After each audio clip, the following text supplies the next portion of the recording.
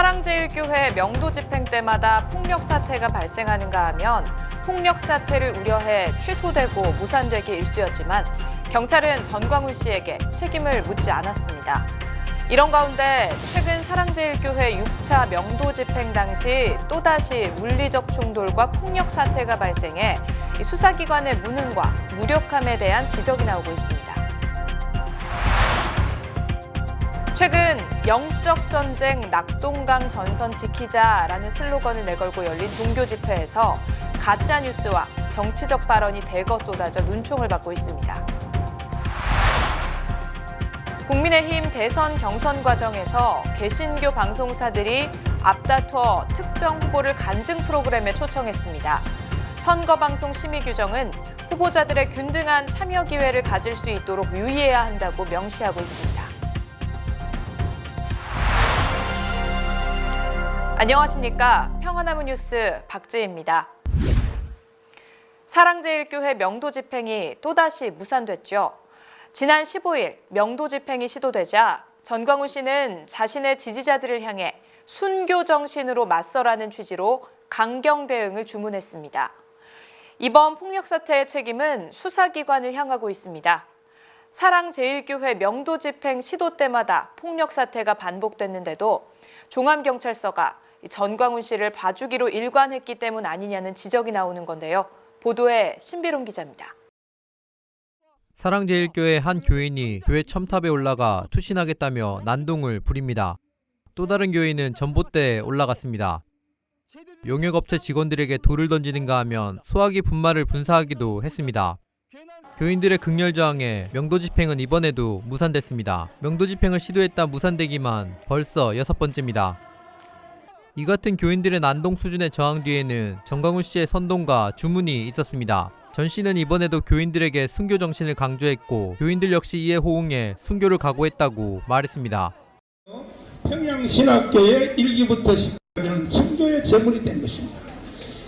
우리도 다 그들의 순교의 정신을 이어받아서 주기철, 서영원, 길성주, 이성봉을 이어받아서 한국교회를 지켜낼 뿐 아니라 전 무너져가는 세계교회를 다시 한번 일으킬 수 있도록 십자가의 군대로 나섭시다.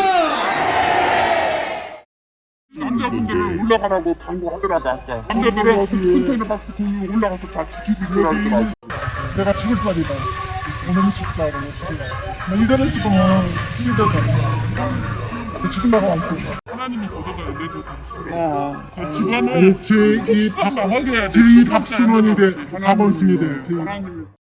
또다시 사랑제일교회 명도 집행이 무산되고 폭력 사태가 발생하자 종암경찰서의 무능이 도마 위에 올랐습니다.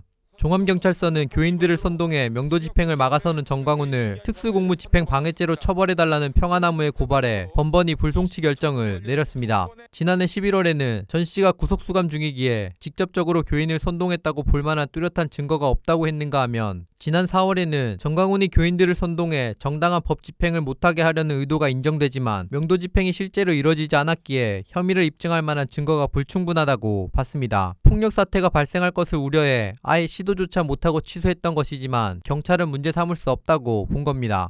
사실 공권력이란 게 너무 과잉 진압도 문제지만 직무유기는 더 큰 문제거든요.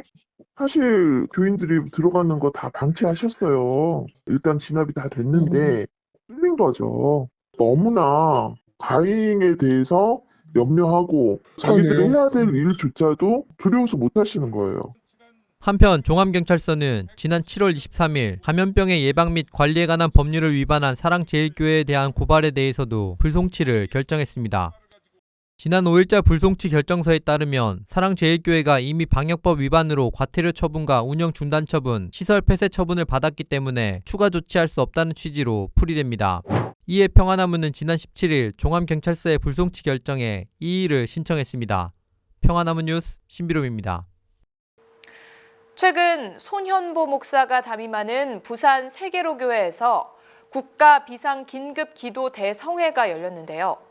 영적 전쟁 낙동강 전선 지키자라는 슬로건을 내걸었지만 정작 가짜 뉴스와 정치적 발언이 대거 쏟아졌습니다. 권지연 기자가 보도합니다. 우리가 이 시간에 주님 앞에 무릎을 꿇고 회개하며 기도합니다.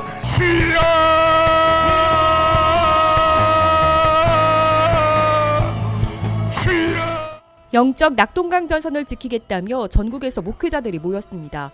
예배 형식을 취했으나 정치적 발언은 물론 황당한 가짜뉴스가 쏟아졌습니다. 설교를 맡은 광주 안디옥 교회 박영우 목사는 첫사랑을 회복하라고 강조하면서 북한 정권 수립일인 9월 9일 하필 조국 법무부 장관이 임명됐던 것은 사회주의를 하자는 것이었다며 호통을 쳤습니다. 1938년 9월 9일 날 신사참배가 통과됐고 그 다음에 10년 후에 북한이 만들어졌고 10년 후에 9월 9일 날 조선의 모든 북한의 교회가 폐쇄됐고 98년 9월 9일 날 김정은 취임 2019년 9월 9일 날 조국 법무부 장관 임명 꼭 그날 지켜야 됩니까? 끝까지 사회주의 했던 거예요. 박 목사는 심지어 대법원에서 이 정권이 공산주의 정권이라는 판결이 났다는 황당한 주장도 펼쳤습니다. 9월 9일에 이제 조국 전 장관 임명된 날이라서 이게 사회주의 하려는 거다 이렇게 말씀하셨잖아요. 네. 왜 이런 말씀을 하셨어요? 그건 이미 유튜브에서 떠갖고 나오는 얘기인데, 근데 왜 그것이 어째서요? 이게 근거가 있어요? 9월 9일 임명은 사실이죠. 하필이면 꼭 그 날짜 임명하는 것이 그래서 주사파 정권이라는 거예요. 그 날짜 때문에? 그것이 우연이겠냐고. 목사님 그러면 9월 9일이 제가 알기로는 장기기증의 날이거든요? 그럼 또 사랑의 장기기증 운동 그건 나 처음 들어서 잘 모르겠어. 아니, 북한이랑 연관돼 있는 너무 분들인 거예요? 비하가지 말고. 황교안 전 미래통합당 대표는 정치를 그만둬야 할지를 두고 하나님께 기도하자 하나님께서는 회개를 시키신 후 새롭게 나아가라고 주문하셨다고 주장했습니다. 또 나라가 어려워진 이유는 목회자들이 타락했기 때문이라는 말씀을 주셨다고 했습니다. 그런데 하나님께서 지적하셨다는 목회자들의 타락은 한국교회에 대해 만연한 재정 또는 성 문제가 아니었습니다. 황교안 대표는 하나님께서 한국교회가 그간 북한에 많은 지원을 했던 것을 지적하셨다고 주장했습니다.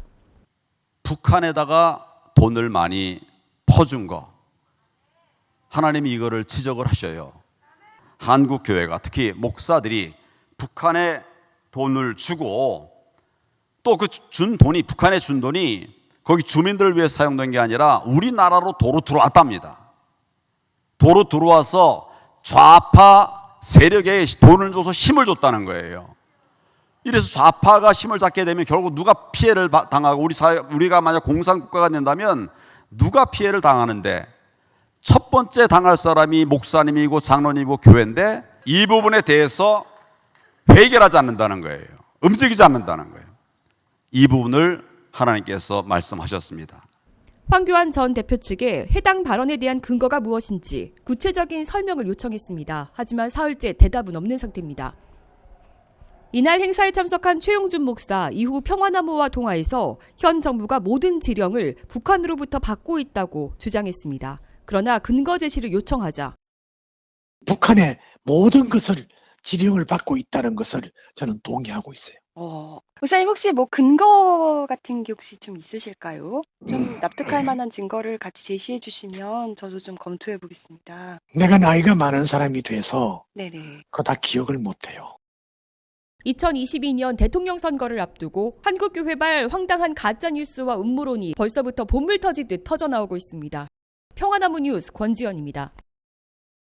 윤석열 전 검찰총장의 대선 후보 확정으로 마무리된 국민의힘 대선 경선.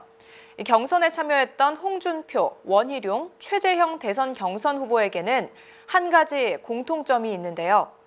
경선 과정 중에 개신교 방송의 간증 프로그램에 출연한 겁니다. 평화나무 공명선거 감시단은 해당 방송들이 선거방송 심의 규정에 저촉되지 않는지 이 법률 자문을 거쳐 방송통신심의위원회에 신고 조치할 예정입니다. 김준수 기자의 보도입니다. 국민의힘 대선 후보가 되기 위해 경합을 벌였던 8명의 대선 경선 후보들. 이들 중에는 개신교인의 표심을 얻기 위해 개신교 방송 프로그램까지 출연했던 이들이 있습니다. 신촌장로교회 장로이자 독실한 개신교인으로 언론에 집중 조명을 받았던 최재형 전 감사원장은 지난달 1일 온누리 선교재단이 운영하는 CGNTV의 대표적인 간증 프로그램에 출연했습니다. 네 믿음이 크고 작은 문제가 아니다. 하나님께서 내가 하는 일이라면 내가 쓰면 되는 일이 아니, 내가 쓰는데 내가 쓰면은 할 수 있는 거 아니냐, 그런 마음을 주셔서 제가 결심을 하고 정치에 나서게 됐습니다. 윤석열 후보와 접전을 펼쳤던 홍준표 국민의힘 의원도 지난달 8일 김장한 목사가 진행제로 나서는 극동방송 만나고 싶은 사람, 듣고 싶은 이야기에 출연해 19대 대선에 이어 다시 대선에 출마한 이유를 밝혔습니다. 제가 정상국가로 만들기 위해서 이번에 다시 대선에 출마를 했습니다. 그리고 투표에 참여를 해 주셔야지 대한민국이 다시 살아날 계기가 생기겠다, 이 말씀 드리겠습니다. 홍준표 후보와의 방송 전 고 조용기 목사의 빈소에 방문한 윤석열 후보에게 손수 안수기도까지 했던 김장한 목사는 이날 방송에서 극동방송 프로그램이 전국 13개 지역과 미국에도 송출된다며 극동방송의 영향력을 과시하기도 했습니다. 앞으로 대통령이 된다, 앞으로 대통령이 안 된다, 그건 하나님께서 정하실 거죠? 그렇습니다. 이 방송이 13군데로 나가는데 해외에서 교포들도 많이 듣고요. 지금 이 방송 듣는 우리 청취자들한테 부탁의 말씀이나 또 뭐 기도를 해달라시든지 말씀 있으면 한마디 해주세요. 또 이 방송 듣는 사람들이 기도해 주시면은 그건 막강한 힘이에요. 원희룡 전 제주도지사도 개신교인들의 표심을 붙잡기 위해 안간힘을 쓰기는 마찬가지였습니다.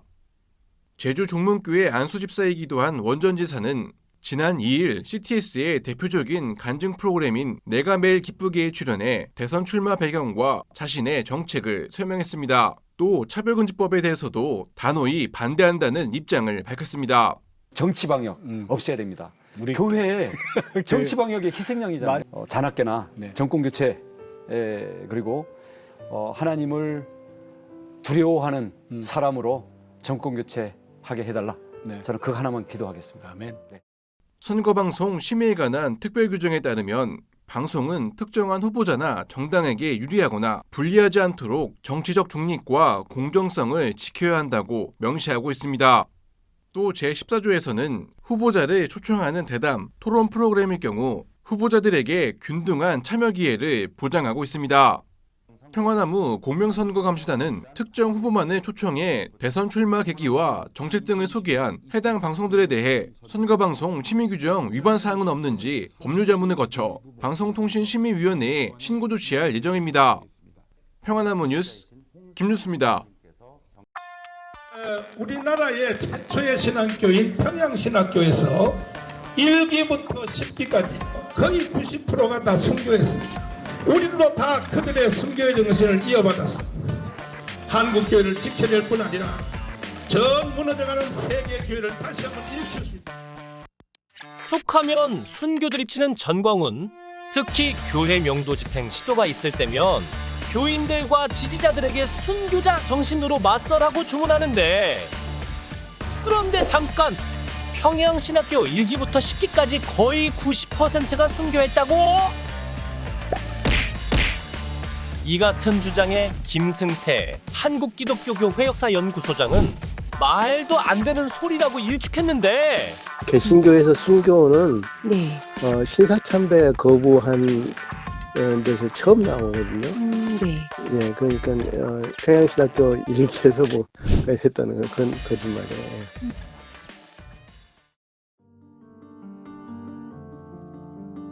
실제로 평양신학교 1기 졸업생 7인 중 길선주 목사는 뇌출혈로 병사, 양전백, 송인서 목사는 병사 또는 병사로 추정, 한석진, 서경조, 방기창 목사는 별세, 순교했다는 기록은 찾아볼 수 없고, 이기풍 목사만이 신사참배 거부로 인한 고문 후유증으로 1942년 6월 20일 77세의 일기로 세상을 떠났는데, 3.1운동 민족대표 33인 멤버로 평양 대부흥운동의 주역으로 꼽히는 길선주 목사, 역시 민족대표 33인 중 한 명으로 독립운동에 헌신하며 가난한 자, 약한 자를 돌아보며 정의로움을 실천했던 양전백 목사, 민생에 관심이 많았던 송인서 목사, 선교사들에 의해 도입된 교파주의를 반대하고 사회운동에 앞장섰던 한석진 목사, 자생적 교회인 소래교회를 설립한 서경주 목사, 민족 사랑에 투철해